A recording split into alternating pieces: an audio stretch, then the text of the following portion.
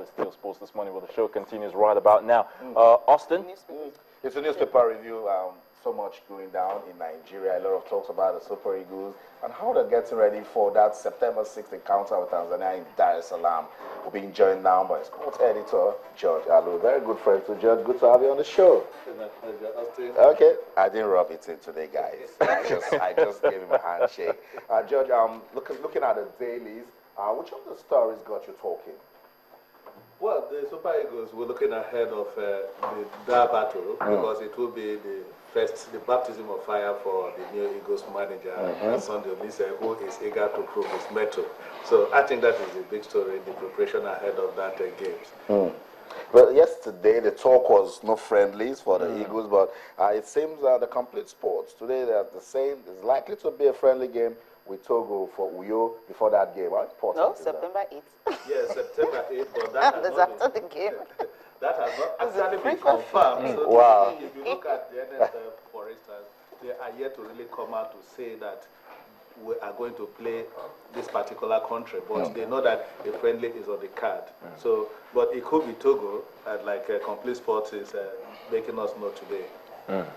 And guys, it seems the Super Eagles new coach is still busy. Yeah, he has to be busy. I mean, the stock exchange.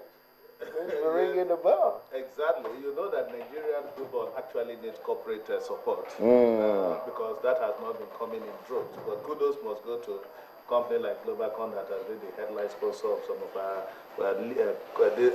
football. But we need to get more corporate support. Exactly. More of these companies, the banking industry need to come in, the oil industry need to come in. You look at, I was in Pretoria and I saw a stage of being branded by one of the oil companies that are not even doing half of the kind of business they are doing in Nigeria in South Africa. Wow. I mean, we need to get these oil companies to back our football. Exactly. The same thing they are doing in Angola.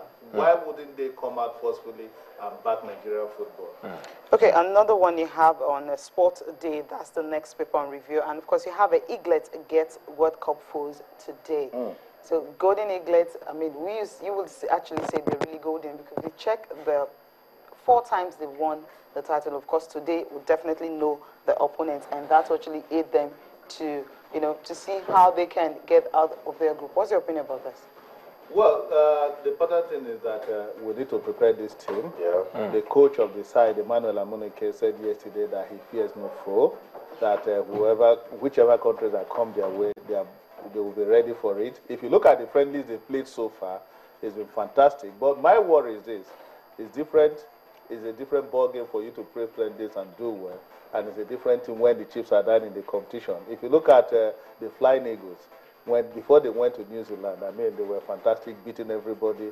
But when they got to New Zealand, they just couldn't get their acts right. Yeah. So I hope the Flying Eagles, the Golden Eaglets will get their acts right when they go to Chile. But from 12 midnight today, Nigerian time, we'll know who their group opponents will be, and then we'll take it up from there. Okay, Fantastic, fantastic. Definitely. Well, I guess a whole lot is still also happening in the transfer world. Gareth Bale, the man who Manchester United wouldn't they wouldn't let go of him. I mean, they're trying all their possible means to see if they can get him. But it seems the man is saying, look, I want to stay with Real Madrid. I don't want to move. Please, let me concentrate. We saw him in the Audi Cup. Unfortunately, Real Madrid lost to Bayern Munich. That was yesterday. But he gave a good account of himself. Yeah, you know Gareth Bale. I mean, if I were to be in his shoes, I wouldn't want to move because Real Madrid is the in team. Last season, they didn't do well. But if you look at it now, they have a new coach.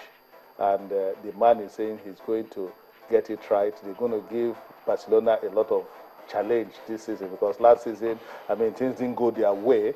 Barcelona won everything as take treble it was. But this season, if you look at it, Real Madrid, they retain most of their players. So I see them giving Barcelona a good fight. So he wouldn't want to move. But you wouldn't blame Gareth Bale. If I were to be in his shoes, I would remain in Real Madrid. Judge, let's come back and talk about Kelechi Iheanacho. At the dailies, I have good mentions of him this morning. Manchester City promoting Kelechi Iheanacho, and they say the Flying Eagles star makes Citizens' first team squad. On the other side, Coach Samson Siasia is saying this guy cannot be part of our under-23 squad. I think we need to start seeing him play football.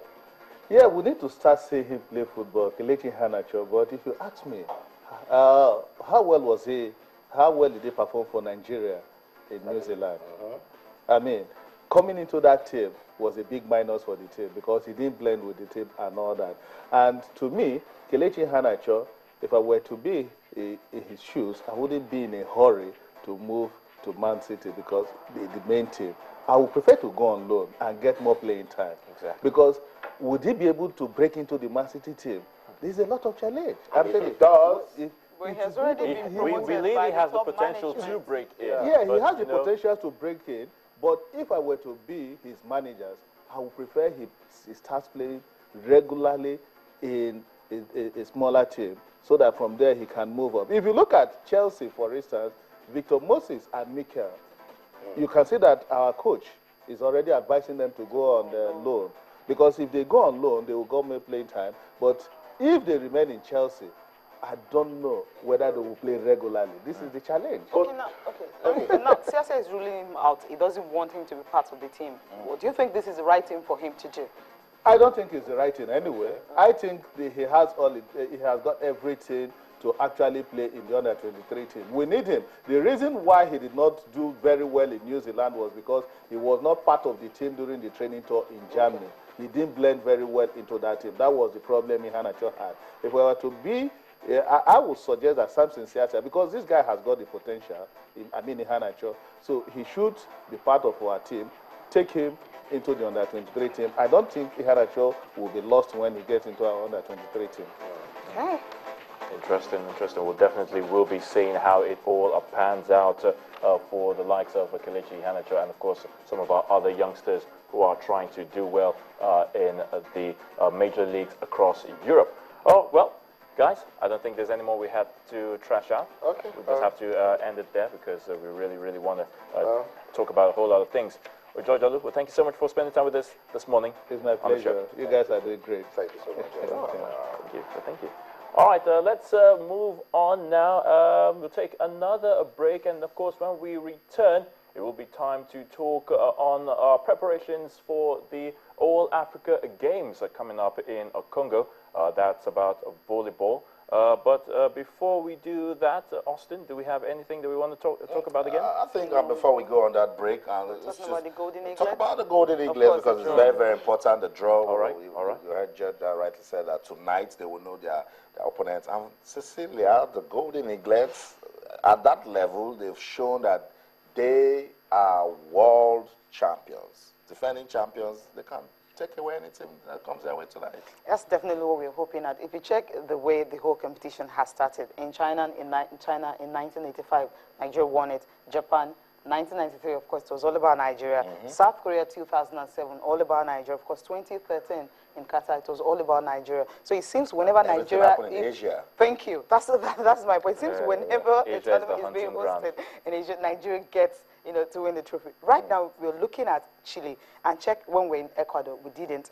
Peru, we didn't. Trinidad and Tobago, and of course, Mexico. So it's more like what's going to happen this time around. And this is going to be in Chile. It's starting on the 17th of October. And tonight, just like George Alu said, they're going to know their opponent. So whatever teams they're going to face at that beginning, that's what it's going to start. Because if you take a look at the teams that are participating, you have Brazil, you have Argentina, you have Australia, you have England, you have Mexico, you have most of the big teams, 24. So if Nigeria gets a fair draw, that would just be a start for them. A difficult draw might just be something, well, it will definitely be hard. If you can just take a look at all the 24 teams participating, we have Argentina, Australia, Belgium, Brazil, Chile, Costa Rica, then of course you have South Korea, then Korea Republic, all of them in this tournament. South Africa also, Mali, there are some of the teams that are there, 24 in all. Of course, Nigeria gets any of the top big teams. We're looking at Brazil, who happens to be the second. After Nigeria, they've won the tournament 3 times. 3 times. And at the end of the day, if they get a fair draw, fine. But if they don't get a fair draw,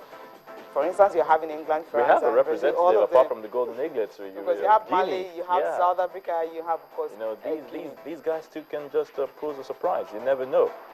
So we definitely have to support the Africans, the other African teams that will be participating. Surprise, Syria. Would you believe that? Of course, I mean, Oh, my when word. something out, like, wow, how did they actually manage? war-torn, ravaged by war, hunger, and different things going on in that country, they were able to pull it together. That is what is really doing, unifying everybody across the world. So hunger sometimes won't even prevent you from playing good football. That's what that says. All right. How about the Nigeria Professional Football League?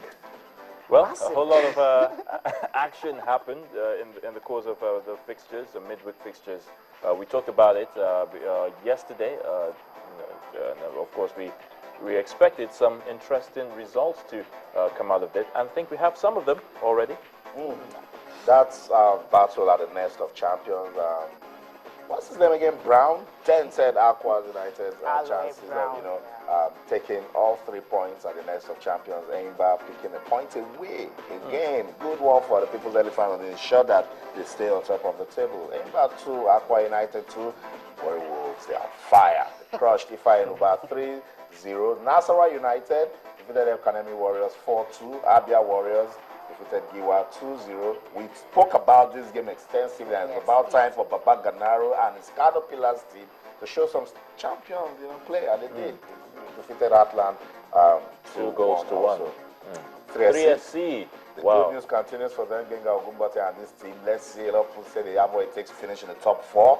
Defeated Wiki Tourists. Seriously? Okay. When Wiki Tourists actually travel, they actually play the tourist role. They just go and look. They don't pick They won't like that, Austin. They won't like that. Lobby Stars with the Bayelsa United 3-0. Kwara United also, remember, after that disappointing loss at home, they've been getting good results. 2-1 that game against Dolphins. We spoke about Taraba. FC Taraba. Not They looking just good keep for going them. from bad to worse. Okay, Not I mean, too good there was for one them. actually big game, the game between Caterpillars.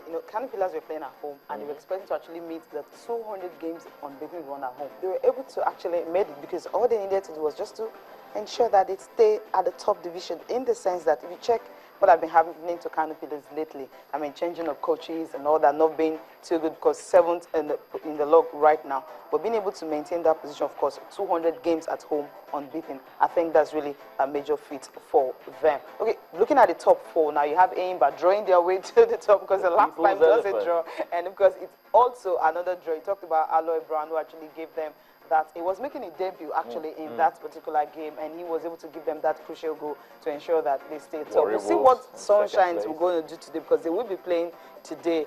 Yes, they will be playing today, a win until for that's them another top might one. just Take them to the top again, as because well. it's just a draw, and of course at the end of the day, you just look at what we have: 38 points and 36. So should they win this one, they are back to the top. Wicked Tourists, you were actually laughing at them. No, I'm not saying that They they are don't top have the 4. away. 3SC will definitely not make top 4. I'm sorry, 3SC. Now you see, I'm just looking at where they are, and of course where you have Wicked Tourists, who you were actually talking about the fact that they always on tour, and Sharks will be playing against Sunshine Stars today to see how they can leave the bottom 4, because they don't like this at all. Dolphins also, well, where they are, Dolphins and Sharks, they're too close from Port Harcourt, so we're not looking good for them. Bayelsa United and Taraba FC, they're still very, very down. So that's it. Updates coming from match day 21 of the Nigeria Professional Football League. You can always stop by channelstv.com to get all the latest updates coming from local football in Nigeria. Okay, let's go on a break. When we come back, the All Africa Games and Nigeria's preparation will get our attention. This time, we're taking a look at volleyball. You get to know about it when we return. Stay with us.